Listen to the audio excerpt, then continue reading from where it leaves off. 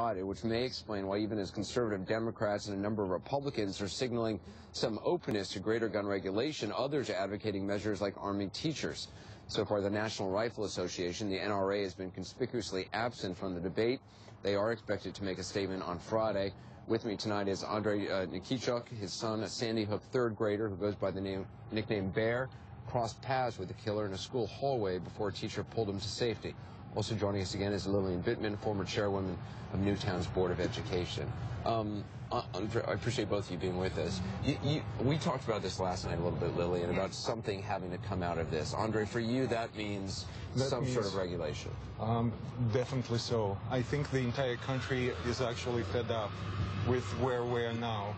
I think the majority of the country are silent majority up to now, like I was 3 days ago. You know how heavy it hit everybody, how shaken up my friends are in other states of this great nation and in other countries of the world. I'm getting phone calls from Russia, from Portugal, from UK. You know, people cannot believe what's happening here. And people in, like, I was in Virginia, I went to DC to see our senators on Capitol Hill. You already did that. You already went down. Yes, I returned this morning at 3 o'clock. Do you feel that there is a possibility for change? Definitely. We met with senior aides to President of the United States, Valerie Jarrett, and she told us that this is a personal priority for our president. He is in a personal commitment to advance this cause, to make our schools safe, to make our public safe. This should not be a partisan issue. This should be an issue for the entire nation. We should join the ranks. We should create policies that are balanced. That would. And Lillian, for you, you want to have a civil discussion about this, Very much so. But you want something to come out of this.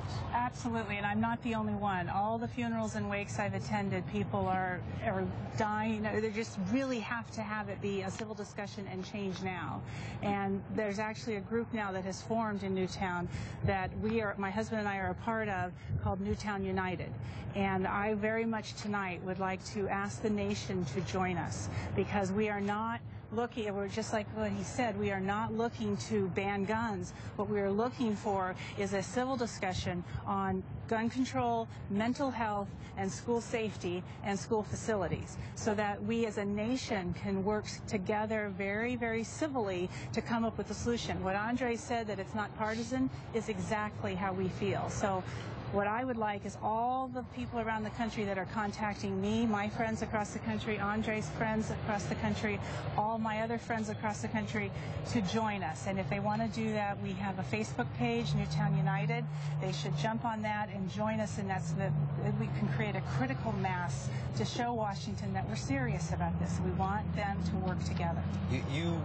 You were saying today you left the house at, what, 9 this morning. You haven't been home. You've been going to wakes and funerals. All day.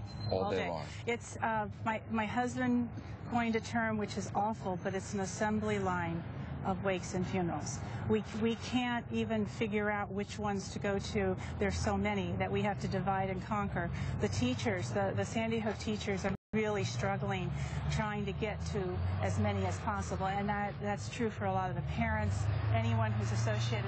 We're all struggling with that. And so, I mean, you're often waiting 2 hours to get in to pay your respects. 2 to 5 hours. It's freezing cold. Yesterday it was raining, and that's a wonderful thing because so many people are coming out to support the families.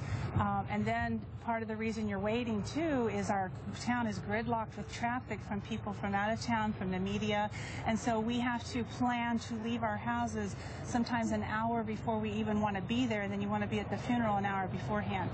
We can think of nothing else but funerals and wakes and maybe taking a meal to somebody. Well, Andre, how's your son doing? He was there. You know, it's really difficult to talk about that because he's a little guy and kind of he keeps a lot within himself, and it's kind of, you see some signs like something wants to come out by bits and pieces. It's really too early to tell how it affected him. What I can tell you that my older kids, the 13 and 14-year-olds, they and their friends are profoundly affected because, I mean, they understand the depth, the enormity of the tragedy. You know, it just, those kids, those little kids that they actually babysat, not, Right. it just, you know, they're like little kids, little friends that are not there anymore. Can change really happen? Do you believe this? I believe this time it can, based on what I'm seeing across the country. I think this is a tipping point, and I'd really like to say to the nation that, because I know I said before, let's lead it with love, let's lead with love, but also a child shall lead them. And that's what we have here. We have 20 children that are trying to point us the way. And if we don't follow their lead, we have failed them. Their deaths are in vain. And I can't stand that. And all the people at all the funerals and wakes I've been to, that's the main message. Their deaths have to have meant something. So a little child will lead us. Lily, thank you very much. Thank you. We should join as a nation. We should be better than this. Yes, yes. Andre, thank you very much. Appreciate it. Thank you.